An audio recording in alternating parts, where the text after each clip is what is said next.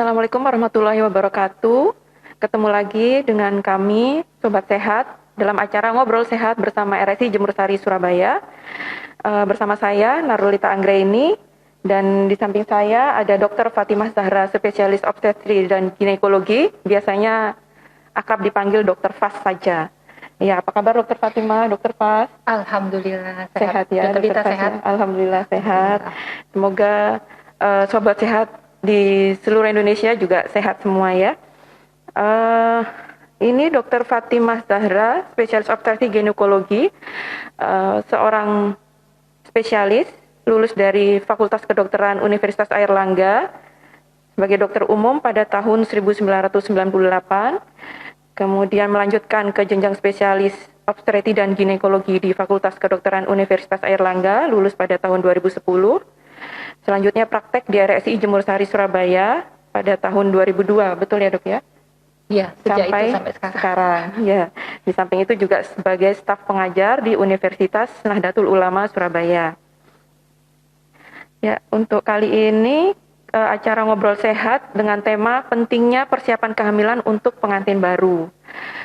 Nah, ini sehubungan dengan bulan April. Beberapa hari yang lalu kita juga memperingati Hari Kartini ya dok ya.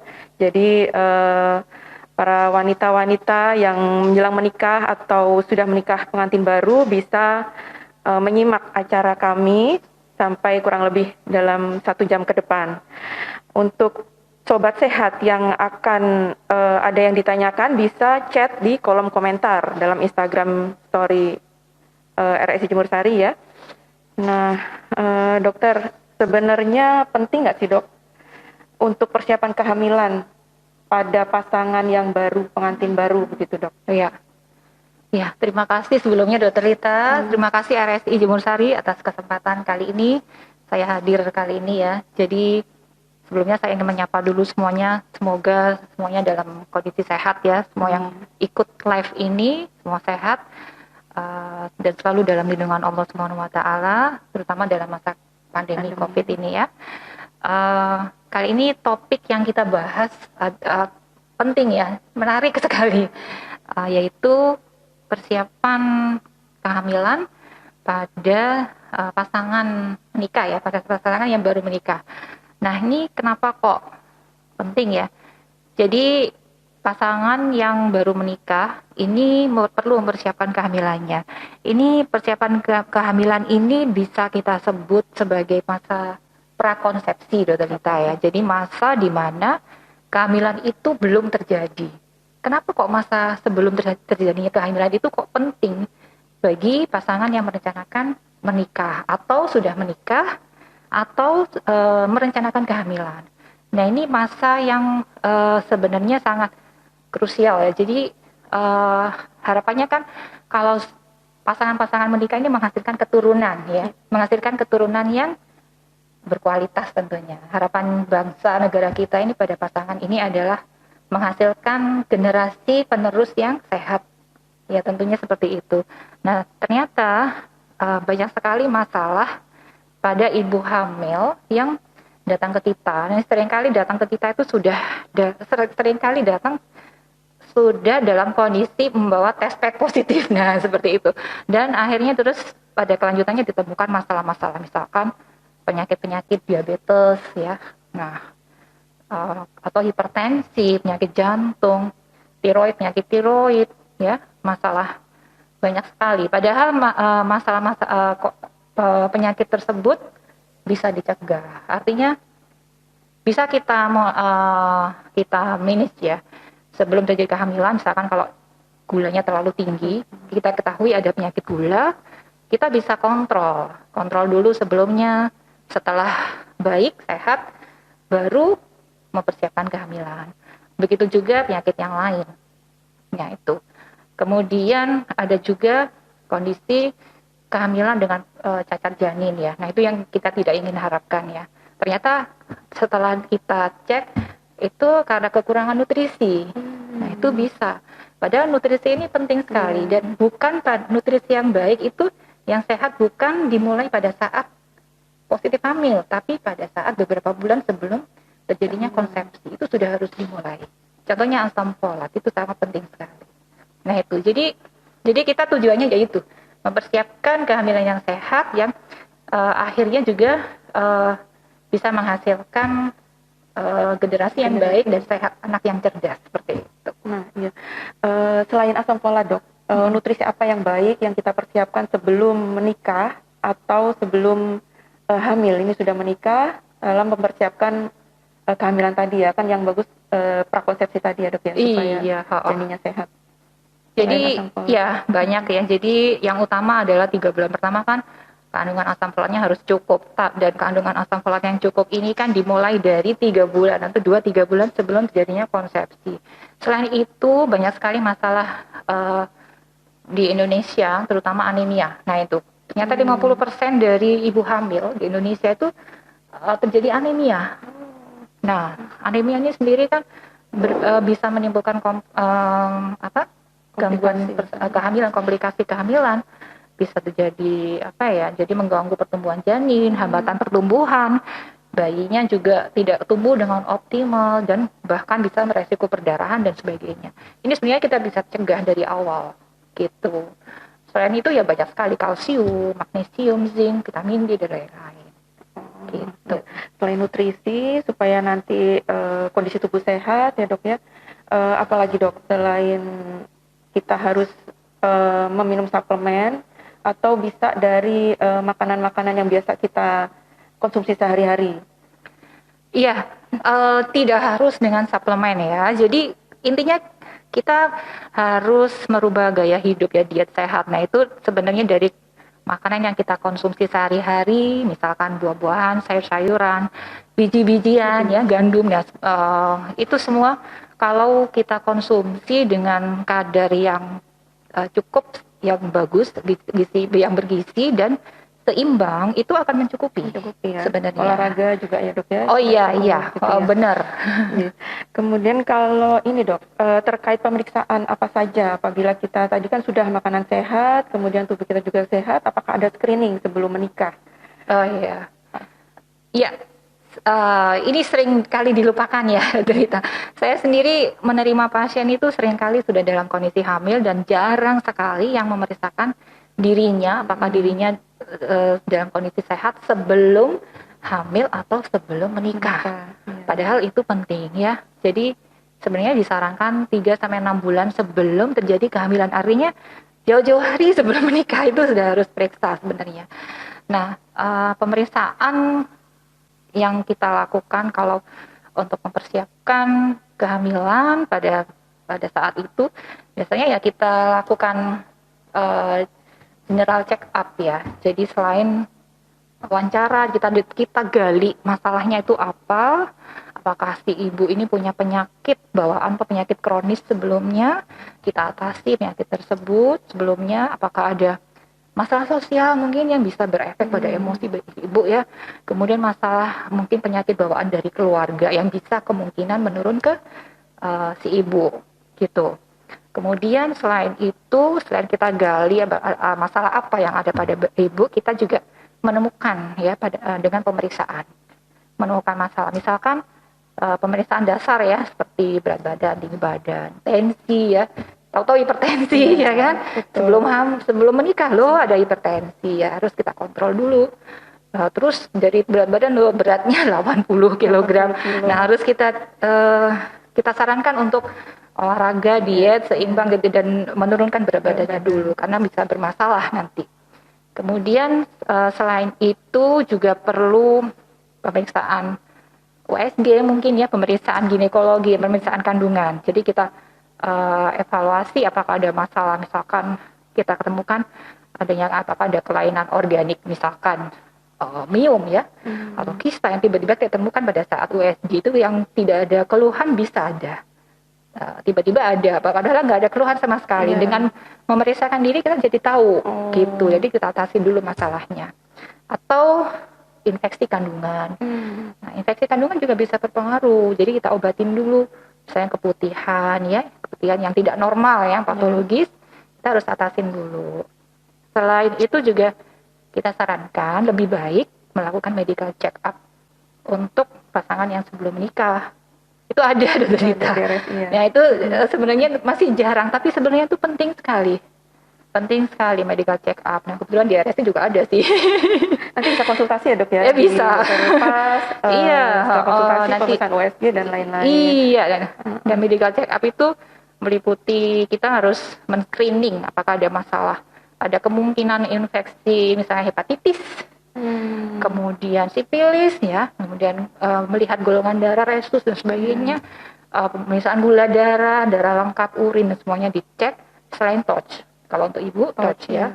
Udah tahu ya touch itu. Apa aja dok touch itu? Kayaknya itu beberapa penyakit ya kalau iya, ini penyakit yang berkaitan langsung mempengaruhi kesehatan janin. Jadi toksoplasma, rubella, sitomegalovirus dan herpes. Jadi ini kita harus deteksi sejak dini dan kalau kita temukan ya kita obatin dulu.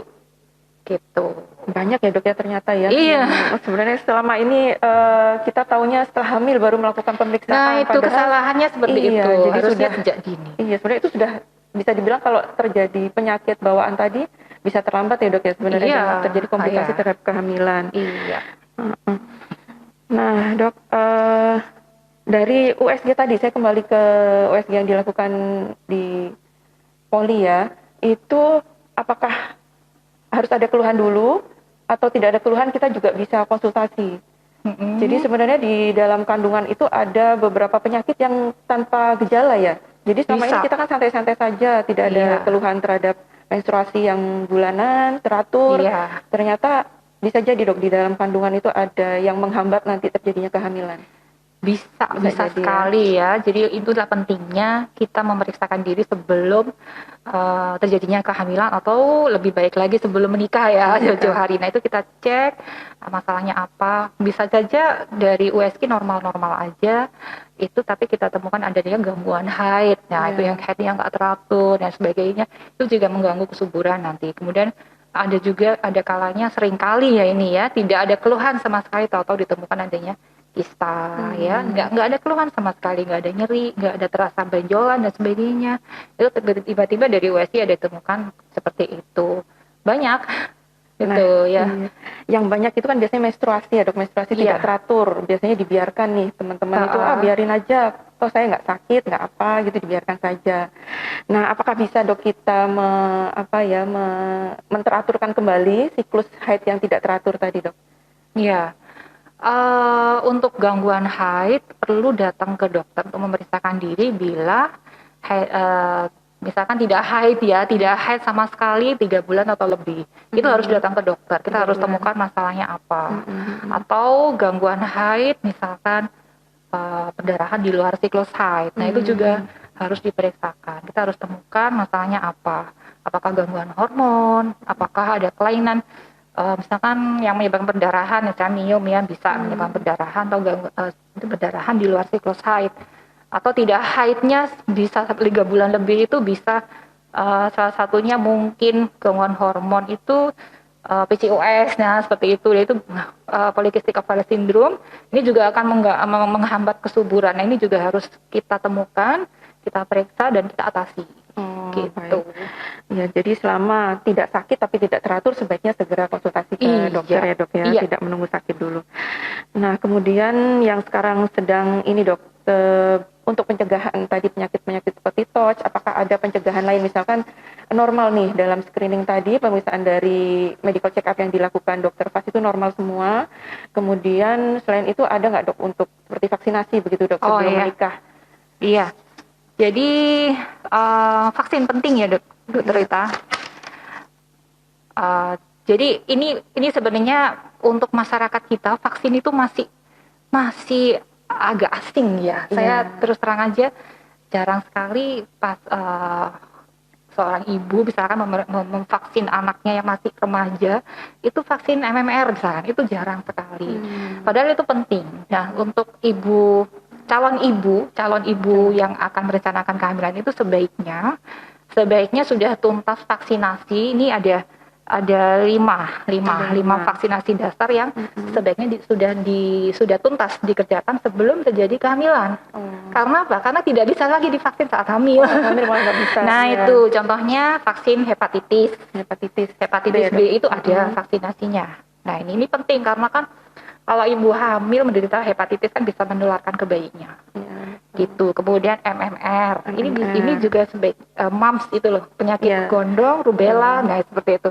Itu juga penting sebenarnya sebelum jauh-jauh hari, udah sebelum pasangan, sebelum ibu ini menikah sebenarnya gitu.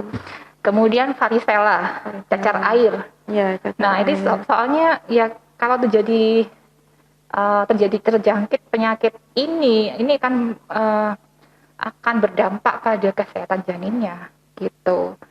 Tetanus ya, kalau tetanus sudah ya kayaknya sudah jadi program nasional untuk ya. penyakit pasangan yang menikah ya kalau nggak salah ya. Iya. Itu. Kemudian ada satu lagi vaksin yang penting juga, vaksinasi kanker mulut rahim, kanker serviks itu juga disarankan untuk sudah dikerjakan pada perempuan yang masih remaja. Itu paling bagus. Apalagi yang belum berhubungan seksual. Karena kan kanker serviks ini juga ada kaitannya dengan hubungan seksual. Jadi sebelum menikah tuh sebaiknya divaksin dulu, itu yang paling bagus. Gitu. Berapa ini dok, jangka waktu misalkan tahun sebelum nikah atau perencanaan misalkan kan biasanya ada tunangan 6 bulan sebelum menikah. Terus itu biasanya borong maksudnya. Gimana dok? Iya, nggak bisa bersamaan ya, jadi makanya harus jauh-jauh hari.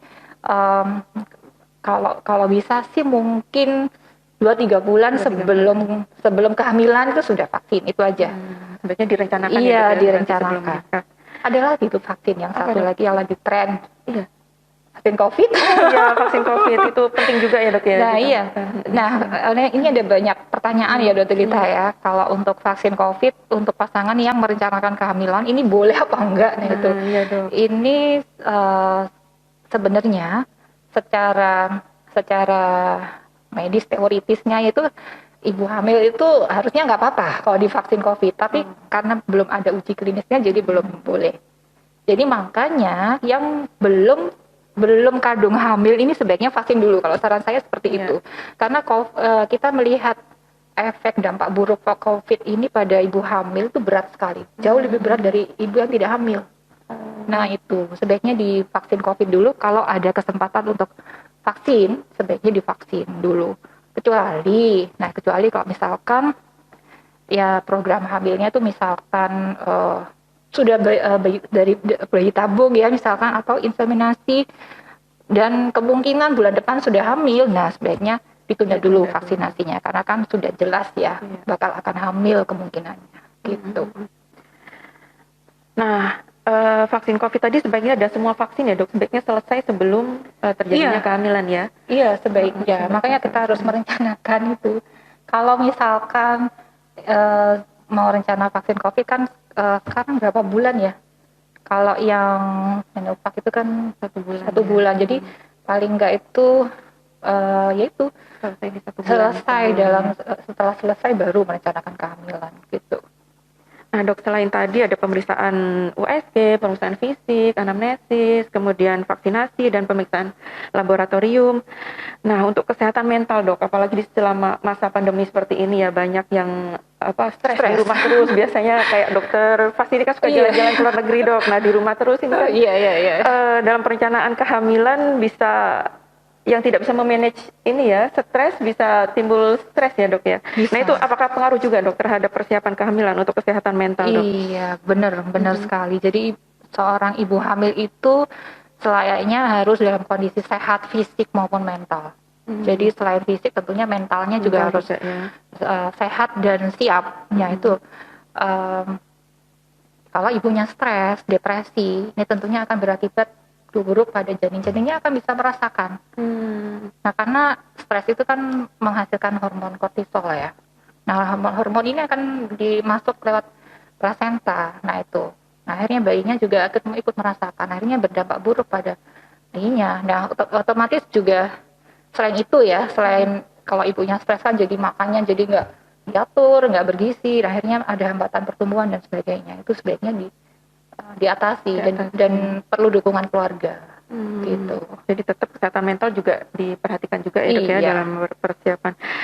Nah untuk persiapan kehamilan tadi yang disebutkan semuanya dok, apakah ini terbatas hanya sang calon pengantin wanitanya saja atau sang istri saja, untuk calon pengantin prianya atau sang Ya, suami apakah juga dilakukan persiapan juga, Dok? iya. Tentunya untuk menunjang kehamilan sehat didukung oleh tidak hanya si istri, tapi juga suami. Jadi kalau suaminya misalkan punya kebiasaan buruk, tentunya akan berpengaruh. Contohnya apa? Merokok. Nah, seorang suami yang merokok tentunya selain berdampak buruk pada kesehatan dirinya sendiri, juga berdampak buruk pada lingkungan sekitarnya yang menghisap asap rokoknya. Ini akan berpengaruh ke kesehatan janinnya. Janinnya juga akan menjadi banyak masalah nanti. Jadi reaksi alergi, gampang terjadi asma dan sebagainya, perlambatan pertumbuhan dan sebagainya. Kemudian apa ya? Jadi untuk medical check up-nya juga suami juga harus dicek. Misalkan dia punya penyakit tertentu, misalkan hepatitis dan sebagainya, nah itu bisa sifilis, nah itu bisa menularkan ke istrinya. Gitu. Nah, untuk gaya hidup tadi Dokter Fatima menyebutkan merokok ya. Selain merokok, apalagi Dok untuk yang dihindari untuk persiapan kehamilan? Tadi kan sudah apa-apa saja persiapan yang harus dilakukan, nah sekarang yang harus dihindari. Mungkin yang utama itu rokok, kemudian alkohol ya. Tentunya kalau masyarakat kita Muslim nggak minum alkohol ya, tapi untuk masyarakat umum, minuman yang beralkohol itu sangat berpengaruh pada kesehatan janin, baik pada ibu yang minum alkohol ya. Nah ini bisa mengganggu kecerdasan janin ya, bisa terjadi retardasi mental pada janinnya yang dikandung. Ini harus di stop. Kemudian ada kebiasaan buruk juga yang perlu dihindari, misalkan sering makan junk food, makanan siap saji, itu kan nggak bagus, ya nggak bagus. Jadi harus dihindari. Mungkin juga diet sehat itu seperti mengurangi konsumsi gula. Nah kan kalau makan gula yang berlebih bisa resiko terjadinya obesitas lebih tinggi dan kompleksitasnya lebih banyak lagi kalau terjadi obesitas gitu. Kalau minum kopi Dok, ini kan banyak yang ini ya suka ngopi-ngopi gitu loh Dok. Itu apakah tetap boleh atau sama sekali tidak boleh terhadap persiapan untuk kehamilan gitu? Untuk kafein ini sendiri juga ada pengaruhnya ya. Pengaruhnya pada kesehatan ibu hamil ya untuk tentunya kita harus kurangi kita nggak boleh sering, mungkin ya boleh lah mungkin sehari nggak terlalu banyak ya, sedikit gitu, tapi bukan berarti dilarang sama sekali, tapi harus dikurangi gitu. Baik, kita sekarang ke sesi tanya jawab ya Dok ya. Kita akan menjawab pertanyaan-pertanyaan yang sudah masuk sejak 2 hari yang lalu ya. Dimulai yang pertama dari Erni _ Dok, di usia berapa masa subur wanita? Jika seseorang menikah di usia di atas 30 tahun, apa tips-tipsnya agar cepat hamil? Mungkin ini yang dimaksud adalah masa subur ya Dok ya. Kemudian usia menikah yang disarankan itu usia berapa? Kemudian apabila sudah di atas 30 tahun, tips-tips apa sih yang supaya cepat hamil begitu Dok? Iya. Jadi masa usia subur ya. Kalau idealnya usia subur itu usia di mana seseorang itu berpeluang besar untuk menghasilkan keturunan atau terjadi kehamilan secara alami ya. Secara alami tanpa bantuan medis ya. Nah itu. Nah kapan itu terjadi? Pada perempuan itu ada batas waktunya. Jadi usianya kurang lebih sekitar usia 20-30 tahun itu paling optimal. Paling optimal terjadinya kehamilan dengan sehat. Gitu. Kalau di atas itu ya masih bisa, cuman lebih menurun. Jadi secara kualitas juga lebih menurun. Gitu.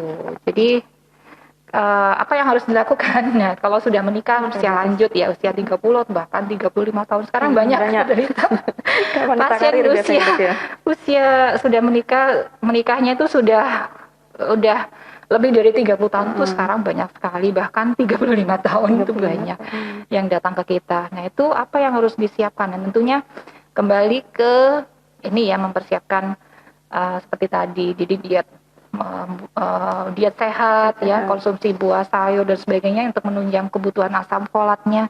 Kalau perlu minum suplemen ya asam folatnya itu. Kemudian apa ya, olahraga teratur ya. Yang jelas pemeriksakan diri ke dokter gitu aja. Diri, ya. Gitu kita atasin masalah-masalah atau problem-problem yang kita temukan pada saat periksa nanti gitu. Ya, kembali ke screening tadi ya dok ya, sebaiknya apabila menikah baik di usia 20 sampai 30 tahun itu memang lebih baik karena usia subur ya dok ya. Iya. Tapi lebih baik lagi apabila dilakukan screening sebelum menikah ya, premarital medical check up seperti itu ya dok ya, semua usia. Tips-tipsnya ya itu, ya melakukan screening tadi ya dok ya, dan konsultasi ya. Dan untuk yang usia lebih dari 30 tahun itu mungkin kita harus tentukan masa ovulasinya atau masa suburnya ya. Masa suburnya. Itu perlu diketahui karena kan harapannya kepingin cepat hamil kalau sudah usia lanjut.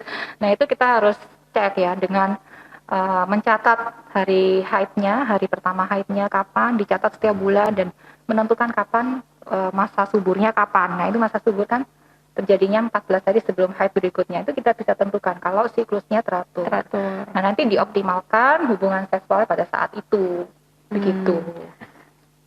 Jadi masa subur itu adalah 14 hari sebelum haid di bulan berikutnya, begitu ya dok ya? Iya. Dengan syarat haidnya teratur. Haidnya teratur. Baik. Selanjutnya pertanyaan dari Rizky.0505. Apakah sering mengkonsumsi obat-obatan bisa mempengaruhi proses kehamilan calon ibu dok? Obat apa ini? Nah ini obat apa tidak dijelaskan di sini. Mungkin ada penyakit kronis mungkin seperti itu ya dok ya. Jadi tergantung obatnya apa dulu. Kalau obatnya memang untuk mengatasi penyakitnya dan penyakitnya ini bisa bahaya pada saat hamil ya nggak apa-apa. Justru harus disarankan mengkonsumsi obatnya. Tapi kalau minum obat sembarangan ya kadang-kadang pasien itu kan sering kadang sakit sedikit minum antibiotik, sakit sedikit beli sendiri antibiotik, itu kan nggak benar. Jadi memang nggak boleh sembarangan minum obat begitu. Iya. Jadi harus dipilah-pilah ya saat hamil ya dok ya. Saat hamil justru tidak boleh sembarangan minum obat. Tapi apabila sebelum hamil memang ada penyakit yang harus diobati ya dilanjutkan pengobatannya dulu ya. Nah, baik. Selanjutnya dari Aisyah.Rofikoh. Pertanyaannya tips untuk program hamil ya dok. Sudah 1 tahun 5 bulan belum dikaruniai anak. Mau cek ke dokter tapi takut. Gimana nih dok? Biasanya ya serba salah ya. Dia pengen hamil tapi nggak mau periksa. Betul. Jadi gini ya ibu-ibu ya. Jadi kita sebut seorang pasangan pasangan suami istri ini kita sebut infertil ya, infertilitas ya. Infertil bila selama 1 tahun dengan berhubungan seksual secara rutin ya, dia tidak menghasilkan kehamilan sama sekali selama 1 tahun, itu harus periksa. Kita harus cek apakah ada masalahnya itu. Jadi harus periksa. Jadi itu kalau diduga-duga saja ini nggak bisa. Jadi sebelum terlambat ya, apalagi kalau perempuan kan dikejar usia. Nah itu kalau usianya sudah lanjut kan nanti kemungkinan untuk terjadi kehamilan semakin sedikit nanti peluangnya. Jadi tidak perlu takut ya dok ya? Nggak perlu takut, nggak diapa-apain, periksa aja kok. Iya, hanya ditanya-tanya, diperiksa, begitu nanti kan pasti ada solusinya apabila diketahui ada penyakit kalau perlu apa, nanti program gitu hamil karena sudah 1 tahun kan. Iya. Malah ada jalan keluar ya dok ya, tidak dipikir sendiri suami istri ya dok ya. Iya. Dan harus suami istri yang datang. Harus nggak cukup istri ya. Iya. Gitu. Jadi tidak hanya istrinya saja yang datang ya Mbak Aisyah, nanti suaminya diajak ke dokter FAS ya di prakteknya. Seperti itu. Selanjutnya dok, dari Vina Medika. Dok, apakah ibu hamil boleh minum teh? Seperti kopi tadi ya. Jadi kalau untuk ibu hamil mungkin dibatasi ya, sama kafein itu. Jadi dibatasi aja. Tapi boleh kok Bu, cuman nggak boleh berlebihan gitu aja. Selanjutnya pertanyaan dari Nora Wahyudi. Dok, bagaimana persiapan kehamilan kalau pihak perempuan menderita diabetes? Gimana nih dok? Iya, ya tentunya kalau ibu menderita diabetes, untungnya dia tahu ya kalau diabetes ya. Iya. Nah kalau tahu diabetes ya harus Bu ya, jadi harus dikontrol gulanya. Ibu harus memeriksakan diri ke dokter penyakit dalam untuk mengontrol gulanya. Jangan sampai dalam kondisi hamil gulanya masih tinggi, karena itu bahaya sekali ke janin, ke kehamilan dan ke janinnya gitu. Jadi periksa aja.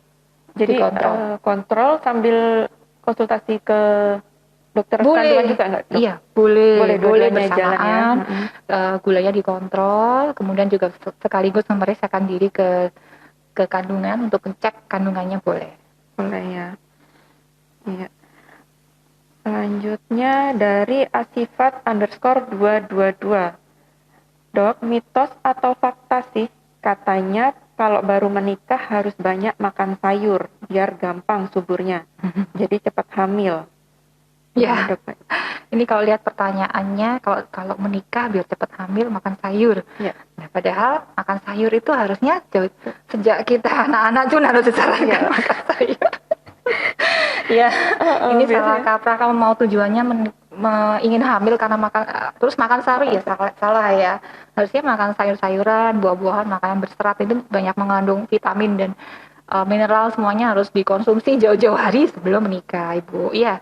Dan lebih lagi kalau Ibu merencanakan kehamilan, karena kan di sayur-sayuran, buah-buahan ya, itu terkandung nutrisi, vitamin yang kita butuhkan, yang menunjang untuk terjadinya kehamilan, menunjang terjadinya kehamilan yang sehat. Gitu. Ya, jadi tidak hanya karena ingin hamil dan mau hamil ya, Dok ya. Dan juga ditunjang dengan suplemen yang lain atau buah-buahan. Iya. Selanjutnya pertanyaan dari Erni _ Dok. Susu hamil dan tablet tambah darah bolehkah diminum bersamaan, Dok? Susu hamil dan tablet tambah darah boleh aja ya, nggak masalah ya. Jadi sebenarnya susu itu nggak harus ya. Jadi kalau ibu-ibu yang tidak biasa minum susu ya nggak minum susu juga nggak apa-apa. Tapi yang penting adalah nutrisi yang bergizi, yang seimbang gitu aja. Dan ditambah tablet darah kalau dalam kondisi hamil boleh dikonsumsi. Atau mau barengan semuanya untuk usaha biar lebih optimal lagi boleh, nggak apa-apa bersamaan. Sebelum hamil juga boleh ya, Dok ya? Boleh disarankan ya tadi yang dibilang kekurangan zat besi dan mineral yang lainnya. Selanjutnya pertanyaan dari asifat_222. Ini sudah tadi, maaf. Ini kalau sebelum menikah, apa benar khususnya wanita harus diratus dan minum minuman jamu, Dok? Ini apa ya? Ada ininya nggak, Dok? Untuk jamu-jamuan dan ratus. Sebenarnya dari segi ilmiahnya obstetri dan ginekologi ada ininya nggak? Ada kaitannya dengan ini, percepat kehamilan begitu? Saya sendiri kurang tahu apa itu ratus ya. Jamu juga, kalau misalkan jamunya cuma jamu kunir asem gitu ya nggak apa-apa, Ibu. Tapi cuman kalau misalkan jamunya yang tidak jelas kandungannya, apalagi ditambahin macam-macam zat kandungan yang tidak jelas, sebaiknya jangan ya, Bu ya, harus jelas. Saya kira cukup dari makanan yang bergizi gitu aja atau suplemen. Kalau ditambahin jamu yang apalagi kandungannya tidak jelas, sebaiknya jangan. Komposisinya betul.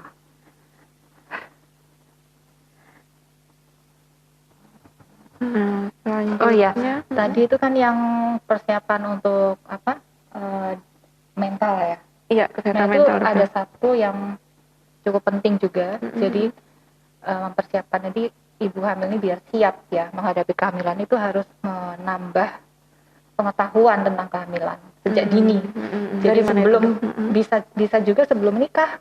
Kita harus calon ibu siapapun atau calon ayah siapapun, para remaja yang mungkin ya, itu harus memperbanyak pengetahuan tentang kehamilan. Jadi tahu begitu dia menikah, hamil, dia siap. Iya. Itu yang penting, Dr. Lita. Mungkin sekarang ini kan pasrah ya modelnya.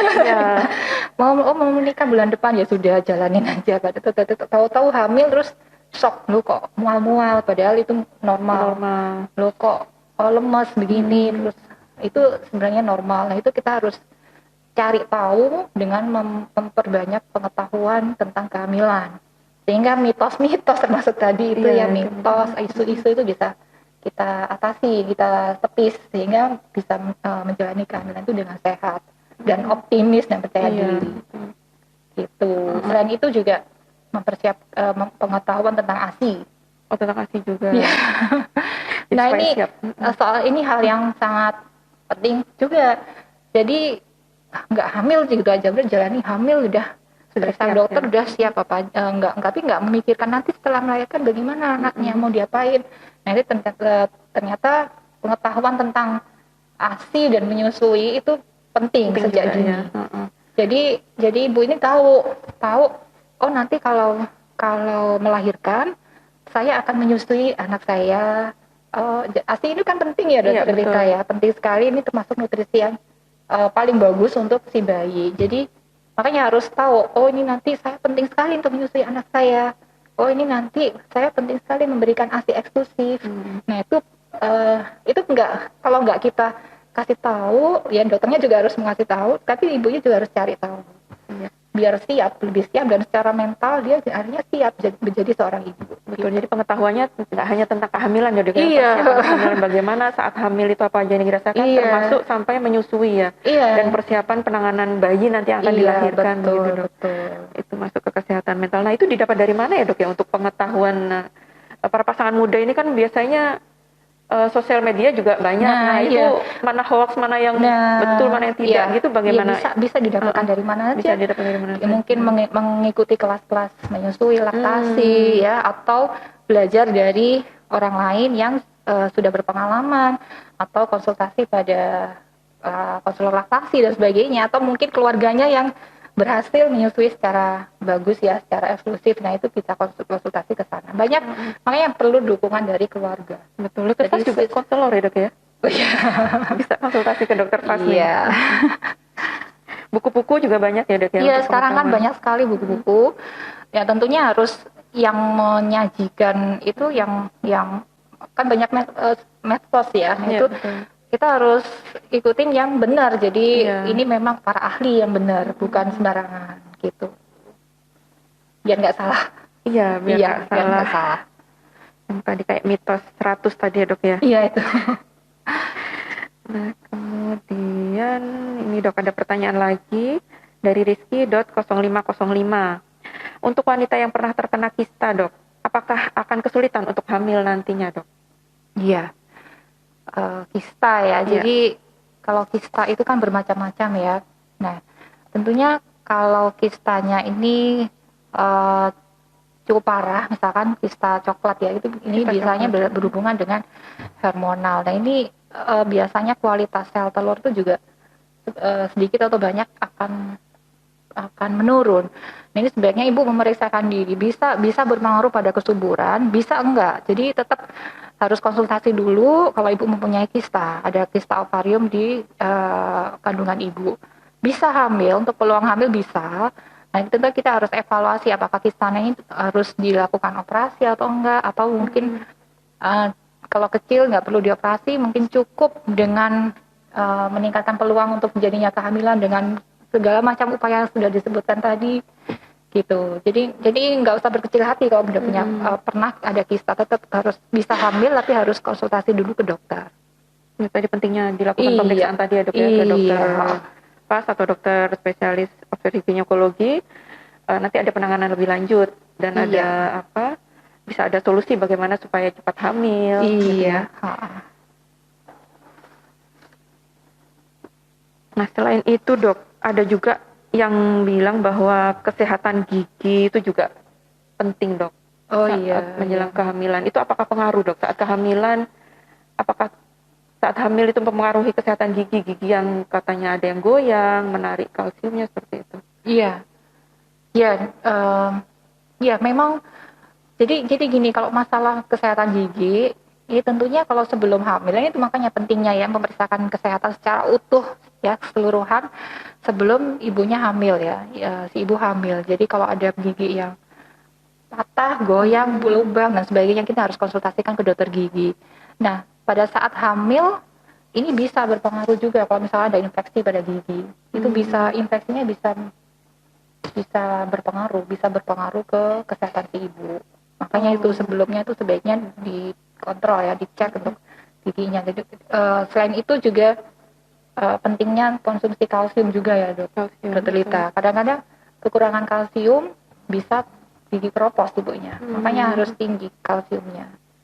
Jadi vitamin yang wajib pada ibu-ibu hamil itu selain asam folat yang kita sebut tadi, kemudian zat besi ya, karena kan banyak sekali kasus anemia ya dokter Lita. Juga ini kalsium. Kalsium ini juga utama sekali. Karena selain untuk pertumbuhan tulang ya pada si bayi, juga untuk kesehatan ibunya juga. Gitu. Selain juga untuk mencegah penyakit-penyakit seperti preeklamsi dan sebagainya. Seperti itu. Harus cukup.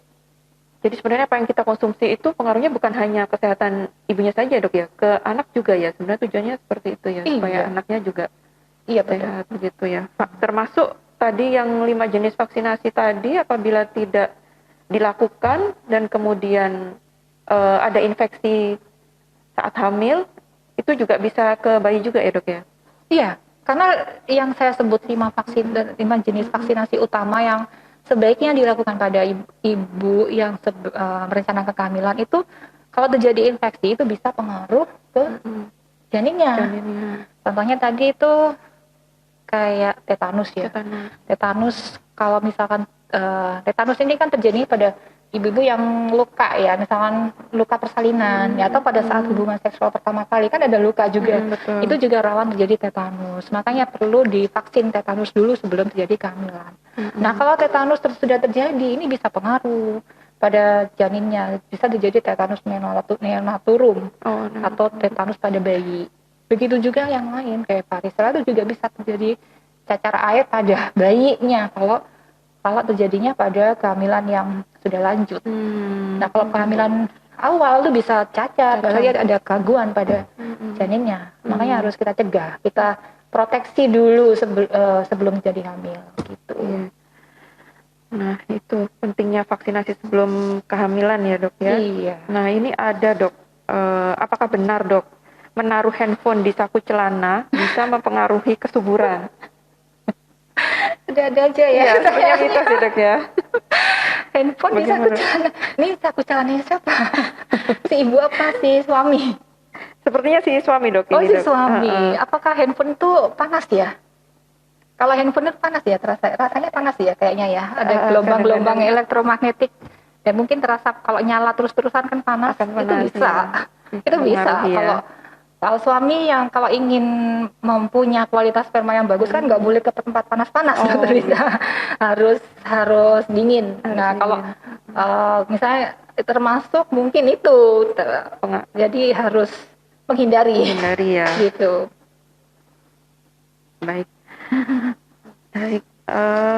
Terima kasih Dokter Fatimah. Kita ke kesimpulan ya dari yang sudah disampaikan Dokter Fatimah tadi. Jadi untuk persiapan kehamilan ada nutrisi-nutrisi diet yang harus dipenuhi seperti Fe atau zat besi ya dok ya, kalsium, magnesium, asam folat. Kemudian dilakukan konsultasi kepada dokter obstetri dan ginekologi seperti pemeriksaan USG dan lab. Kemudian ada vaksinasi tadi, itu juga penting untuk pertumbuhan janin. Ada 5 vaksinasi termasuk vaksinasi COVID. Kemudian mengurangi, kalau bisa menghindari seperti rokok, alkohol, junk food, kafein yang ada di teh atau susu. Kopi. Teh atau kopi, maaf ya. Teh atau kopi. Nah, selain itu juga kita juga persiapan kesehatan mental tadi. Nah, selain itu pengetahuan persiapan kehamilan sampai ke kelahiran anak ya dok ya, sampai ke menyusui ya, persiapannya itu harus dipenuhi, mencari pengetahuan baik untuk pasangan yang baru atau mau menikah ya dok ya. Nah seperti itu. Ada tambahan lagi ya dokter Fatimah mungkin? Saya kira itu ya, yang intinya harus siap mental dulu untuk persiapan terjadi kehamilan. Itu aja, persiapan fisik dan mental. Persiapan fisik dan mental. Dan jangan ragu-ragu untuk datang ke dokter untuk memeriksakan diri. Ya, jangan takut ya, dok, ya. Jangan takut ke rumah sakit ya, nggak apa-apa, periksa aja kalau memang ada masalah ya dari kandungan atau untuk persiapan kehamilan. Baik. Selanjutnya ada pengumuman 3 penanya terbaik. Nah, ini yang pasti ditunggu-tunggu ya, Sobat Sehat. Yang pertama ada @erni_, kemudian yang kedua ada @rizky.0505, yang ketiga ada @asifat_222. Nah, 3 penanya terbaik tadi akan diumumkan di Instagram story-nya RSI Jemur Sari. Mungkin bisa dicek di sana. Selanjutnya ada kuis. Ya. Kuisnya ini sudah di-share di Instagramnya RSI Jemur Sari, sudah sejak 2 hari yang lalu. Gimana sih ikutan tebak gambarnya kuis yang sudah di-share di Instagram RSI Jemur Sari? Yang pertama follow Instagram @rsi.jemursari. Yang kedua capture tebak gambar di Instagram story @rsi.jemursari. Kemudian tulis kata yang tersembunyi dari gambar yang tersedia. Selanjutnya posting jawaban di feed Instagram pribadi dan tag Instagram @rsi.jemursari. Nah, paling lambat posting jawaban besok hari Minggu tanggal 25 April 2021 pukul 24.00. Jangan lupa posting jawaban paling lambat besok hari Minggu 25 April 2021 pukul 24.00 waktu Indonesia Barat. Nah, pemenangnya akan diumumkan pada hari Senin 26 April 2021 di feed Instagram @rsi_jemursari dan mendapatkan souvenir yang menarik. Nah, jangan lupa Sobat Sehat untuk ikutan kuisnya ya. Kita nggak boleh ikut ya, Dok? Kita boleh ya, boleh ikut sepertinya, Dok. Nanti akan berebut souvenir menarik. Boleh dokter, boleh ikut Dokter Fas. Nah, selanjutnya kami tutup acara ini. Terima kasih Sobat Sehat yang sudah mengikuti acara ini dari jam 10 sampai sekarang dan atensinya untuk pertanyaan-pertanyaan yang sudah masuk. Sekali lagi saya ingatkan jangan lupa ikutan kuis supaya mendapatkan souvenir yang menarik, termasuk Dokter Fas dan saya nanti akan ikutan.